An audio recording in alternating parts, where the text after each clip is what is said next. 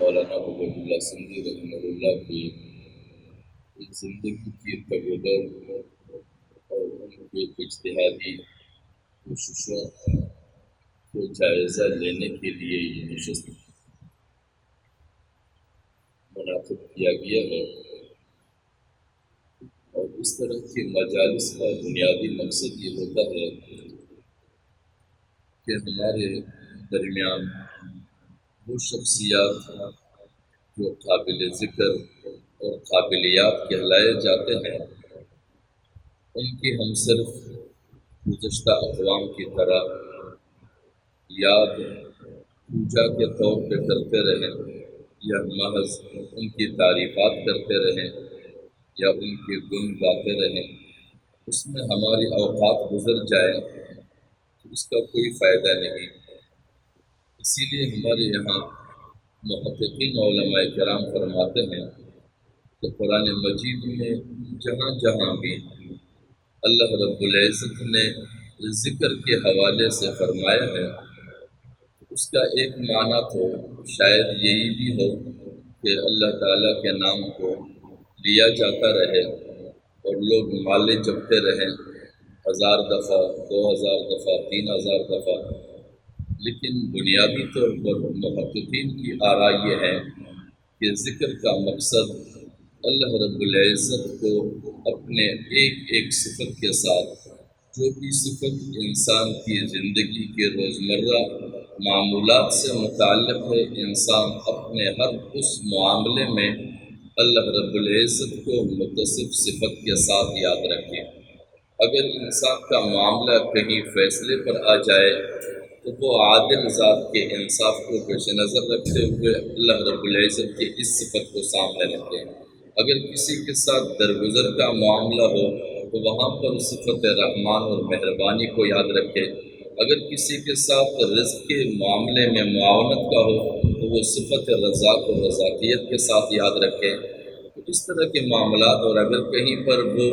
منتظم ہے اور نظام کو خرابی سے بچانے کے لیے وہ نگران ہے، تو پھر وہ جبار کی صورت میں اللہ رب العزت کی صفت کو یاد رکھیں۔ لہٰذا ہم اپنے ان شخصیات کی وہ تعریفات جو کرنے کی ہیں، اس لحاظ سے صرف نہ ہو کہ تعریف کر کے اس کو چھوڑ دیا جائے، بلکہ ان کو ان تعریفات کی بنیاد پر جو کمالات ہیں ان کمالات کو اپنایا جائے اور ان کمالات سے استفادہ کیا جائے۔ اللہ رب العزت کو جن جن صفات کے ساتھ ہم یاد رکھتے ہیں، یہ ہماری معاشرتی اصلاح کا ایک ذریعہ ہے کہ جب ہم ان کو ان کے صفات کے ساتھ یاد رکھیں گے تو مقصد یہ ہوگا کہ ہم کسی کے ساتھ زیادتی اور ناانصافی نہیں کریں گے۔ اور اگر ہم صرف تسبیحوں پر اس کو پڑھتے رہیں گے اور یاد نہیں رکھیں گے کہ جبار کا مقصد کیا ہے، وہ ہمارے غلطیوں پر پٹی کرنے والا بھی ہے اور ہمیں سختی سے جکڑنے والا بھی ہے، اور رزاق کے حوالے سے وہ ہمیں رزق دیتا بھی ہے، لیکن ساتھ ساتھ ہمیں ان لوگوں کے بارے میں بھی سوچنا چاہیے جو رزق کے لیے مجبور ہو، ان کے ساتھ وہی معاملہ کرے جو اللہ رب العزت نے رزق کے ساتھ ہمارے ساتھ کیا ہوا ہے۔ لہذا اللہ رب العزت نے معاشروں میں وجود پذیر ہونے والے شخصیات کے حوالے سے فرمایا ہے کہ اے ایمان والو، خاص طور پر اہل ایمان کو مخاطب کیا ہے، ان کثیرا، بہت سارے ہیں بلا شبہ، من الاحبار، علماء میں سے، والرہبان، اور مشائخ میں سے، لیأکلون،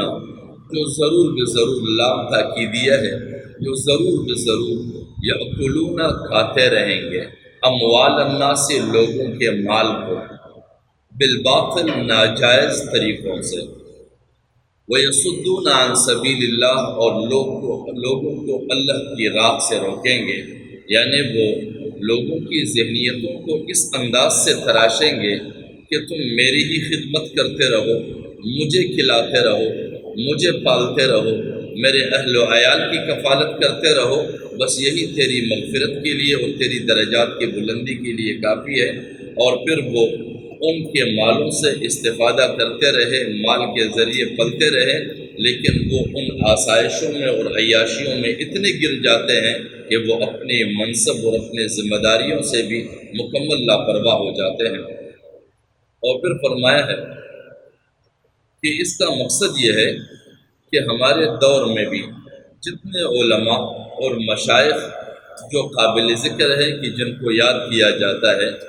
ان کے یاد کرنے کے دو اعتبار ہیں۔ ایسے بھی شخصیات ہیں کہ جو اللہ رب العزت ان کا تذکرہ کرتے ہیں تو ان کے تذکرے سے ہمیشہ ہمیں یاد آتا ہے کہ انہوں نے انسانی فلاح و بہبود کے لیے اپنی زندگیوں کی تمام تر اوقات صرف کیے اور وقف کر دیے۔ ہم انبیاء کرام کے حالات کا جائزہ لیتے ہیں، قرآن مجید میں اکثر کا ذکر موجود ہے کہ جن کو ہم پڑھتے ہیں تو انہوں نے اپنی زندگیوں کی ساری تگ و دو اس میں صرف کر دی ہے کہ وہ انسانیت کو آزادی سے روشناس کرائیں اور غلامی کی زندگی سے ان کو نجات دلائیں اور ان کو آزاد معاشرہ فراہم کریں۔ یہ ان کی تعلیمات۔ اور دوسرے جانب ایسے لوگوں کا تذکرہ بھی کیا ہے جس کو ہم بلام بن باور کی شکل میں جانتے ہیں سورہ اعراف کے 176ویں آیت میں، اور یا تو پھر ہم ان کو حامان کی شکل میں جانتے ہیں، یا پھر نمرود کے زمانے میں ہم آزر کی شکل میں جانتے ہیں۔ تو ایسے لوگ یا پھر فرعون کے نام سے جانتے ہیں یا پھر قارون کے نام سے جانتے ہیں، یہ بھی قابل ذکر ہے، لیکن اس اعتبار سے کہ ہم میں سے کوئی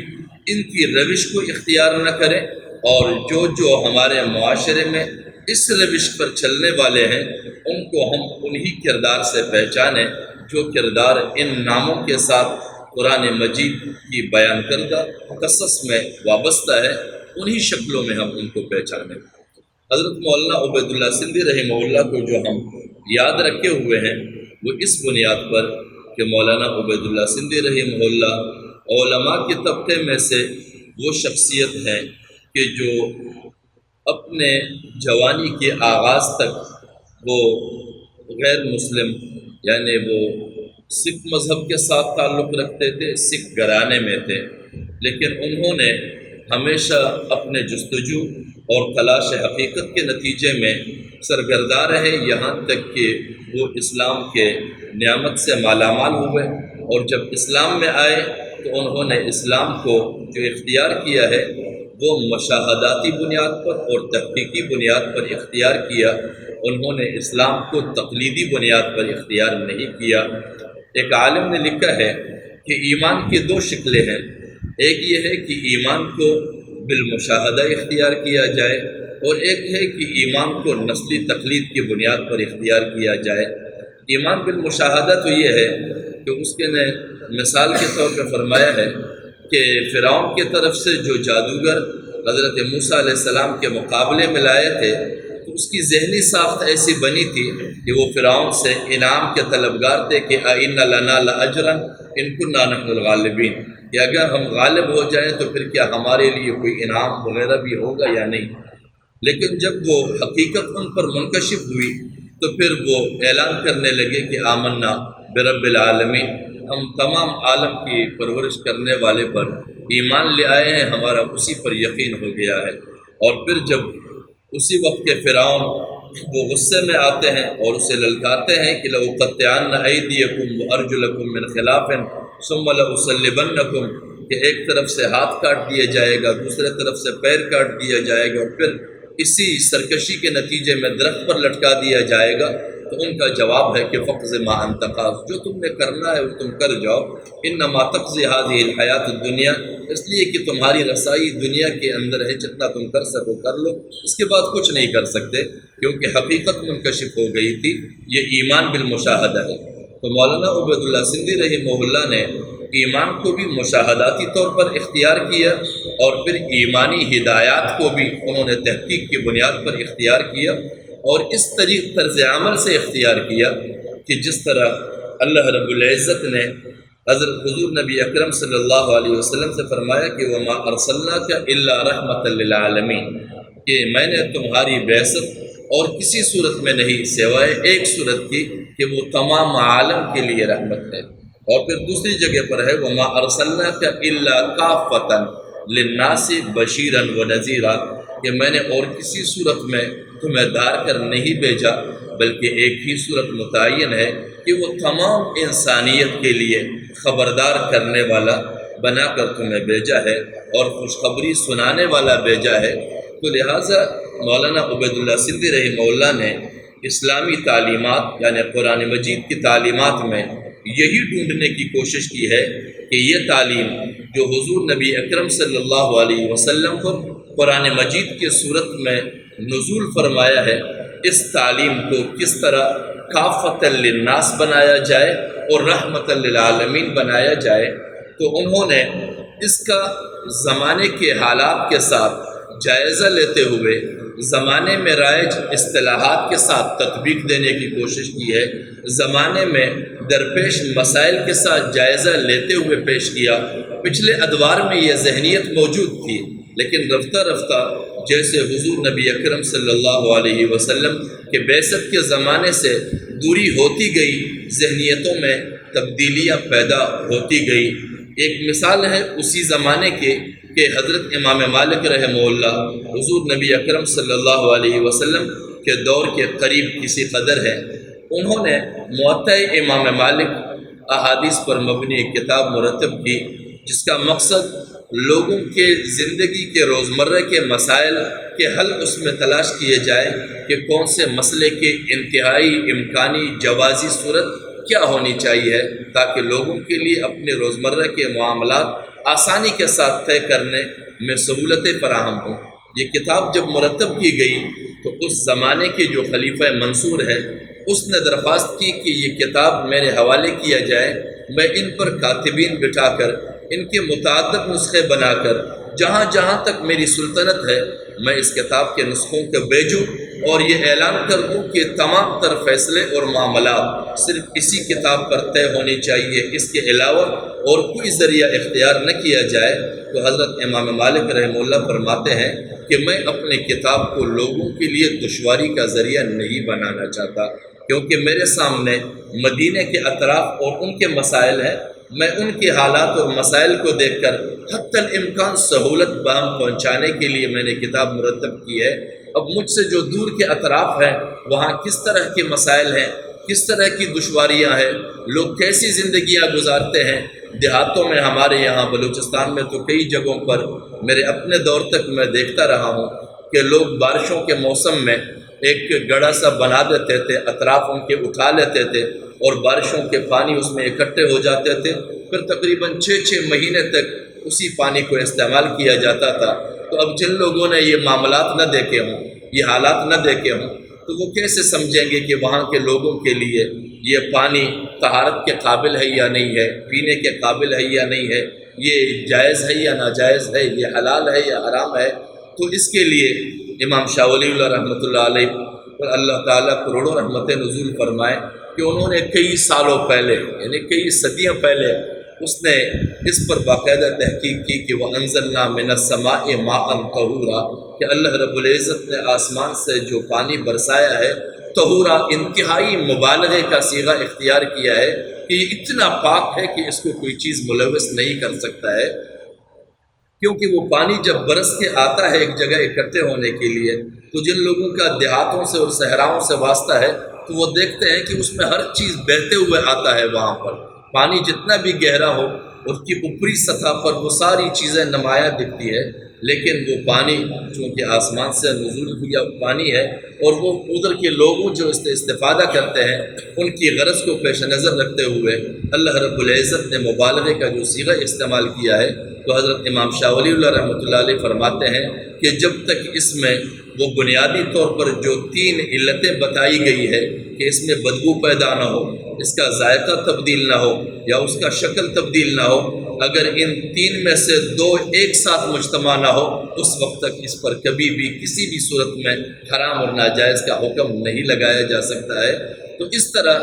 لوگوں نے جو تحقیق کی بنیاد پر دین کو اختیار کیا ہے انہوں نے دین کو لوگوں کے لیے قابل عمل بنانے کی کوشش کی ہے، اور حضور نبی اکرم صلی اللہ علیہ وسلم کا فرمان ہے کہ یسروا ولا تعسروا، آسانیاں پیدا کرو دشواریاں نہیں،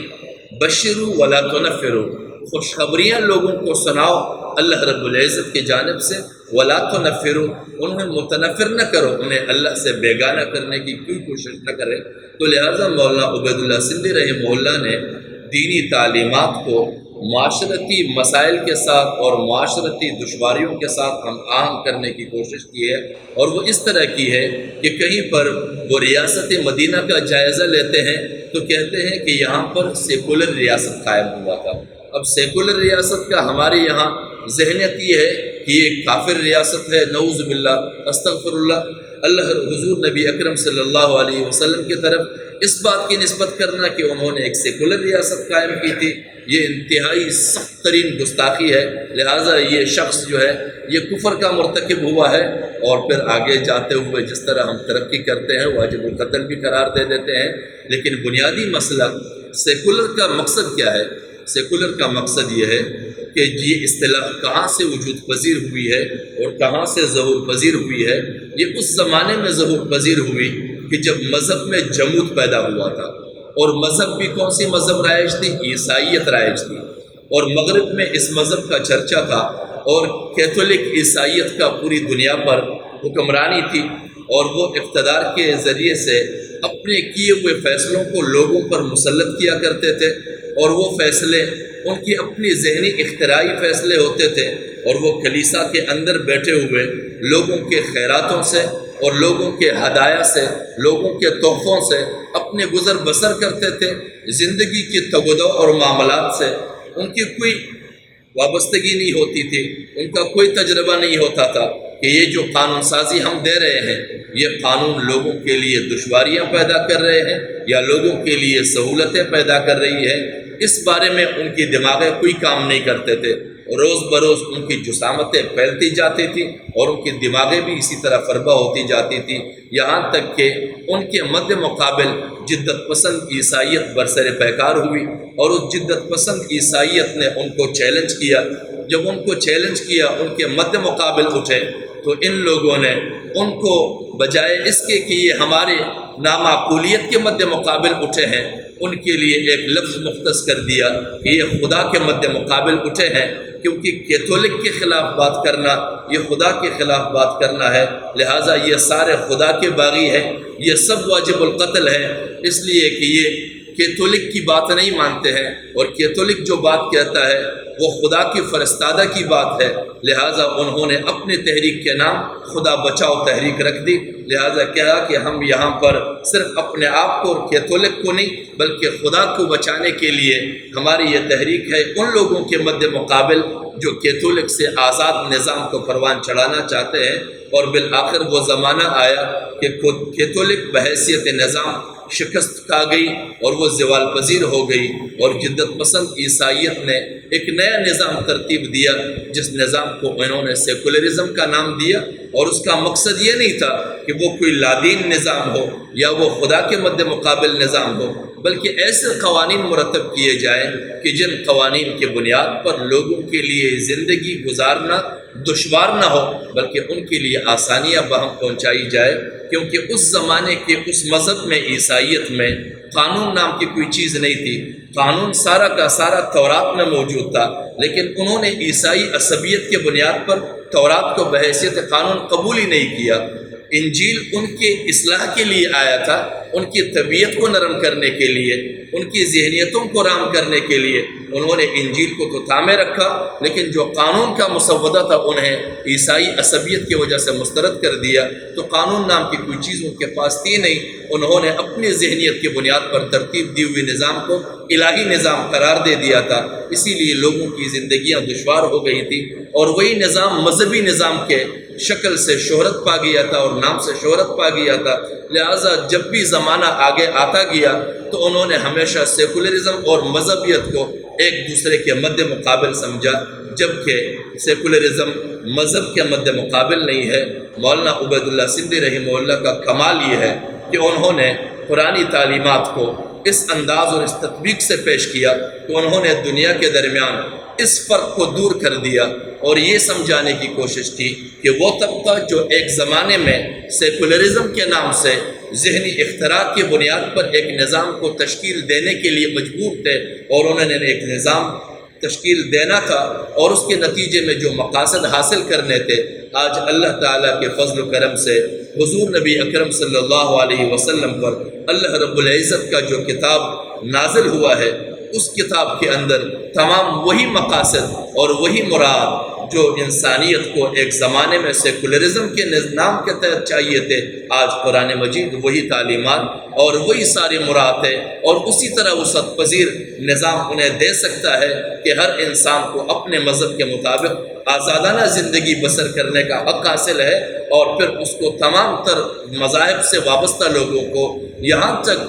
جو ہے ذہنی کشادگی کے ساتھ قبول کیا گیا کہ ان کو حضور نبی اکرم صلی اللہ علیہ وسلم نے امت واحدہ کے لقب سے نوازا ہے۔ کیونکہ جب ہم ریاست مدینہ کے معاہدے کو پڑھتے ہیں، اس معاہدے کو سیرت ابن ہشام نے بھی نقل کیا ہے، اور ایک اور کتاب کتاب الاموال کے نام سے ہے جو معاشی مسائل کے حوالے سے امام ابو قاسم عبید بن سلام نے مرتب کی ہے۔ اس میں یہ عبارت باقاعدہ نقل کی ہے کہ اس میں تمام تر یہودی عیسائی اقوام کے نام لیے ہیں، اور پھر ان تمام اقوام کے نام لینے کے بعد جو ان کی قبائلی نام ہے، ان نام لینے کے بعد پھر مسلم کے نام لیے ہیں، اور پھر فرمایا ہے کہ ہم امت الواحدہ، یہ سب کے سب ایک امت ہے، یعنی ایک ہی قوم ہے، ایک فکر کے حامل ہے، ایک ریاست کے حامل ہے، ایک ریاست کے قانون کے متبع ہے۔ تو مولانا عبید اللہ سندھی رحمہ اللہ نے سیکولرزم کا جدید شکل و صورت قرآنی تعلیمات کے انداز میں پیش فرمایا، اور ساتھ میں پھر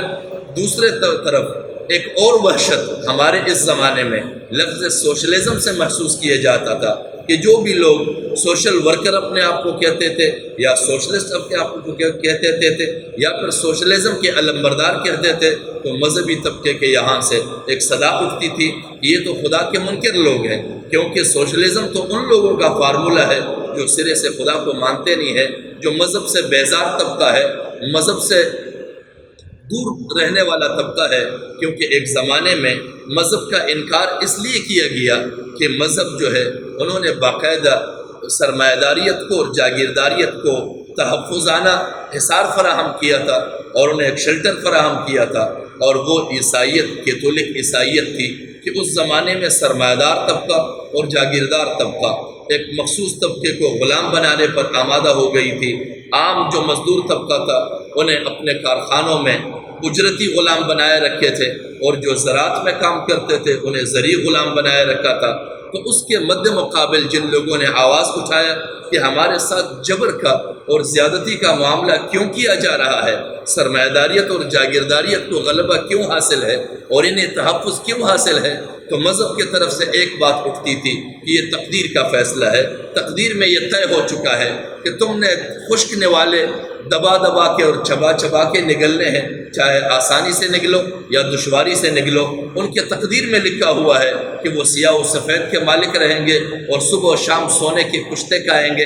اور تم نے اس کو قبول کرنا ہے۔ اور جب مذہب کو اس شکل میں پیش کیا جائے تو لامحالہ وہ طبقہ جو ایسے مذہبیت، جو ایسے جامد نظری کے مد مقابل اٹھتا ہے، ان کے لیے اور کوئی چارہ کار نہیں تھا کہ انہوں نے اس بات کا ہی انکار کرنا تھا، نعوذ باللہ کہ ایسا خدائی وجود نہیں رکھتا ہے جو اس طرح کی تقسیم کرتا ہے، نعوذ باللہ ہمیں اس خدا سے بھی کوئی واسطہ نہیں، ہمارا اس مذہب سے بھی کوئی تعلق نہیں ہے۔ جبکہ وہ اس بنیاد پر مسترد کیا ہوا مذہب تھا کہ انہوں نے باقاعدہ سرمایہ دار اور جاگیردار کو مذہبی شیلٹر فراہم کیا تھا، لیکن جب ایک زمانہ ایسا آیا کہ دین میں سوچنے کا تصور پیدا ہوا، اہل مذہب میں سوچنے کے اور تحقیق کرنے کی ذہنیت پیدا ہوئی، تو مولانا عبید اللہ سندھی رحمہ اللہ فرماتے ہیں کہ سوشلزم یہ مطلقاً کوئی قابل نفرت چیز نہیں ہے، یہ اس ذہنیت کے نتیجے میں وجود میں آیا ہوا ہے، اور اگر انہوں نے مذہب کا انکار کیا ہوا ہے تو اس مذہبی جامد نظری کی وجہ سے انکار کیا ہے۔ اگر مذہب کو آپ ایسے معقول شکل میں اور مناسب شکل میں پیش کریں گے جو لوگوں کے لیے قابل عمل اور قابل پیروی ہو، تو وہ لوگ جو مذہب کے مکمل منکر ہے وہ اس کے جانب اشتیاق بھی پیدا کریں گے، اس کے جانب رجوع بھی کریں گے اور اس کو قبول بھی کریں گے۔ یہ سوشلزم یہ کارل مارکس اور ان لوگوں کا پیدا کردہ تصور ہے، لیکن آج اسی خطے کے اندر روس میں کئی سالوں سے اسلامی بینکاری کے اوپر باقاعدہ تحقیق جاری ہے، جس کے لیے وہ تحقیق کرتے ہیں کہ اسلامی بینکاری کیسے ہوتی ہے، اسلامی بینکاری کی کیا شکل ہوتی ہے۔ ایسا نہ ہو کہ ہمارے یہاں کسی بھی حرام جانور پر اسلامی جانور، حلال جانور کا نام لکھ دیا جائے اور اسلامی بینکاری کے نام سے اسے شہرت دی جائے، اس طرح نہیں۔ وہاں پر انہوں نے باقاعدہ ایک معقول شکل میں اور ایک مناسب انداز میں سرمایہ داریت اور جاگیرداریت کو سے منہا کر کے اس انداز میں وہ اسلامی بینکنگ پر باقاعدہ تحقیق کر رہے ہیں اور کام کر رہے ہیں کہ وہ اسلامی بینکنگ کے نظام کو قائم کرے۔ یہ وہ خطہ ہے جو خدا کے وجود کے منکر تھے اور انہیں کمیونسٹ کہا جاتا تھا، اور سوشلسٹ نام اتنا بدنام تھا کہ ہمارے خطے میں بھٹو جب اسلامی سوشلزم کی بات کرتے تھے تو ہمارے صفوں سے اوپر کفر کے فتوے لگائے گئے، اور جنہوں نے ان کے بارے میں کچھ نرم گوشہ رکھا انہیں بھی کمیونسٹ قرار دے دیا گیا وہ علماء کے صفوں میں سے کہ تم نے کیوں ان کے بارے میں واضح موقف نہیں دیا، لہذا تم بھی کمیونسٹ ہو۔ تو مولانا عبید اللہ سندھی رحمہ اللہ نے تصور پیش کیا کہ ریاست مدینہ کے اندر حضور نبی اکرم صلی اللہ علیہ وسلم نے جو تصور مواخات کے انداز میں پیش کیا ہے کہ وہاں پر انسانی اخوت کے بنیاد پر جب مہاجرین آئے تھے، انصار نے استقبال کیا، دل و جان سے قبول کیا، اپنے اموال میں ان کو برابر کا شریک ٹھہرایا، جن کے پاس جتنے زمینیں تھیں برابر انہیں تقسیم کیا، جن کے پاس جتنا مال تھا ان کے ساتھ تقسیم کیا، جتنا ان کے ساتھ زر تھا ان کے ساتھ تقسیم کیا، یہاں تک کہ اپنے گھروں کے حصے ان کے ساتھ تقسیم کیے۔ تو مولانا عبید اللہ سندھی رحمہ اللہ فرماتے ہیں کہ اگر ہمارے اسلام کے اندر وہی مواخات والا تصور زندہ ہو اور ہم اس کو عملی شکل دے سکیں اور دنیا میں ہم اس کو متعارف کرا سکیں، کیونکہ آج کل دنیا میں اس ذہنیت جو جاگیرداریت اور سرمایہ داریت کے مد مقابل ہے، کیپٹلزم کے مد مقابل ہے، تو وہ سوشلزم ہے، وہ ایک اصطلاح متعارف ہے۔ اگر آپ کہو کہ سوشلزم کے اس اصطلاح کے آڑ میں دنیا کو جس زمانے میں جو چاہیے تھا، آج حضور نبی اکرم صلی اللہ علیہ وسلم پر نازل شدہ کتاب اور ان کی سیرت آپ کو ویسا ہی سوشلزم باقاعدہ فراہم کر رہا ہے، تو اگر ہم سوشلزم کو اس تصور کے ساتھ پیش کریں گے تو مشکل نہیں ہے کہ دنیا اسلام کو سوشلزم کے نام سے قبول کرے اور اسلام کو سیکولرزم کے نام سے قبول کرے۔ مولانا عبید اللہ سندھی کی خصوصیت یہی تھی کہ انہوں نے ہمیشہ لوگوں کے لیے دین کو اور اسلام کو قابل عمل بنایا ہے اور لوگوں کے سامنے پیش کیا ہے، تاکہ لوگوں کا جو مذہب سے وہ وحشت جو ایک زمانے میں مذہبی تسلط اور مذہبی جمود کی بنیاد پر آیا تھا، وہ جمود ٹوٹ جائے اور وہ سخت پذیر نظام اور وہ سخت پذیر اسلام کے ساتھ اس کو قبول کیا جائے۔ یہی مولانا عبید اللہ سندھی رحمہ اللہ کی خصوصیت ہے اور ان کی تعلیمات میں بھی یہی تخصیص ہے۔ ہم تمام تر اہل علم حضرات اور خصوصاً علماء کرام کو ان کی تعلیمات پڑھنے کی ضرورت ہے اور سمجھنے کی ضرورت ہے۔ میں اکثر و بیشتر اپنے ساتھیوں کے درمیان یہ بات بھی کبھی کہہ دیتا ہوں کہ مولانا عبید اللہ سندھی کی تعلیمات ہمارے طبقہ علماء کے لیے سمجھنا دشوار ہے بنسبت اس طبقے کے جو باقاعدہ علماء کے طبقے کے ساتھ تعلق نہیں رکھتے ہیں، وہ کالج کے ساتھ تعلق رکھتے ہیں، وہ یونیورسٹیوں کے ساتھ تعلق رکھتے ہیں، وہ جدید تعلیمی اداروں کے ساتھ تعلق رکھتے ہیں۔ وہ اس تعلیم کو بہتر طریقے سے سمجھ بھی سکتے ہیں، اس کو قبول بھی کر سکتے ہیں، اس کو قابل عمل بھی بنا سکتے ہیں۔ اس کی بنیادی وجہ یہ ہے کہ ہمارے یہاں جو تعلیمات مدارس میں پڑھائے جاتے ہیں وہ ایک مخصوص فریم ورک میں پڑھائے جاتے ہیں، ایک مخصوص تصور کے ساتھ پڑھائے جاتے ہیں، انہیں تحقیقی انداز کے ساتھ نہیں، علمی میراث موروثی علم کے طور پر پڑھایا جاتا ہے۔ یعنی وہ طرز عمل، وہ اقدار، وہ طریقہ کار، وہ سارا ہم دین کا حصہ سمجھ کر اس میں پڑھاتے ہیں۔ تحقیق کے ان حصوں کو ہم نے یکسر چھوڑ دیا ہے۔ جب بھی ہمارے علماء مولانا سندھی کی تعلیمات کو پڑھتے ہیں تو سمجھنے سے پہلے ان کی علمی قوت مدافعت حرکت میں آنے لگتا ہے اور وہ کہتے ہیں کہ یہ کیا کہہ رہا ہے، اس سے پہلے تو کبھی ہم نے یہ دیکھا نہیں، اس سے پہلے کبھی ہم نے یہ سنا نہیں، اپنے اساتذہ سے تو یہ چیزیں ہم نے سنی نہیں، ہمارے درس کی کتابوں میں تو ہم نے یہ کبھی سنا نہیں۔ جبکہ ہمارے درس میں پڑھائی جانے والی کتابیں صرف تمثیلی ہے، بعد میں اس کے روشنی میں مزید تحقیق کی ضرورت ہوتی ہے۔ ایک صاحب کے سامنے میں نے عرض کیا کہ پاکستان کو آپ کیا سمجھتے ہیں، تو وہ کہتے ہیں کہ پاکستان اللہ کا رحمت ہے۔ تو میں نے کہا کیسے رحمت ہے؟ کہتے ہیں یہاں پر ہم آزادی کے ساتھ دین کی رسومات پر عمل کر سکتے ہیں۔ میں نے کہا دین کی رسومات پر تو آپ دنیا کی کسی ملک میں بھی عمل کر سکتے ہیں۔ تو اس کا جواب یہ تھا کہ آپ دیکھیں ہندوستان میں کوئی گایا ذبح نہیں کر سکتا ہے، یہ کیسے آزادی ہے؟ تو میں نے کہا کہ اگر ہم صحیح طور پر دینی تعلیم کو سمجھیں تو ہندوستان میں ہندو اکثریتی علاقے میں گائے کا ذبح کرنا جائز ہی نہیں ہے۔ تو وہ کہتا ہے سبحان اللہ استغفر اللہ، یہ اب کیا کہہ رہے ہیں؟ کیوں جو ہے جائز نہیں ہے؟ ایک حلال جانور جائز نہیں ہے وہاں پر؟ تو میں نے کہا قرآن مجید میں ہے کہ وَلَا تَسُبُّوا الَّذِينَ يَدْعُونَ مِن دُونِ اللَّهِ فَيَسُبُّوا اللَّهَ عَدْوًا بِغَيْرِ عِلْمٍ، کہ آپ کسی کے معبود کو برا بلا بھی نہیں کہیں گے، کیونکہ وہ اس کے رد عمل میں آپ کے حقیقی پروردگار کو برا بلا کہے گا ان کی جہالت کی وجہ سے۔ جب کسی کے معبود کو اور کسی کے مقرب کو برا بلا کہنے تک کی اجازت نہیں ہے تو آپ اقدام قتل تک کیسے پہنچ سکتے ہیں کسی کے معبود اور محبوب کے لیے؟ تو شریعت نے آپ کو اجازت نہیں دی کہ ہاں اس تک تو ہمارا سوچ نہیں دیا تھا۔ تو میں نے کہا یہ تحقیقی زاویہ ہے، اس تحقیقی زاویے سے جب ہم دیکھیں گے تو ہمارے لیے دشواریاں کم، آسانیاں پیدا ہوں گے، دین قابل عمل بنے گا اور بحیثیت نظام بھی قبول کیا جائے گا۔ وآخر دعوانا ان الحمد للہ رب العالمین۔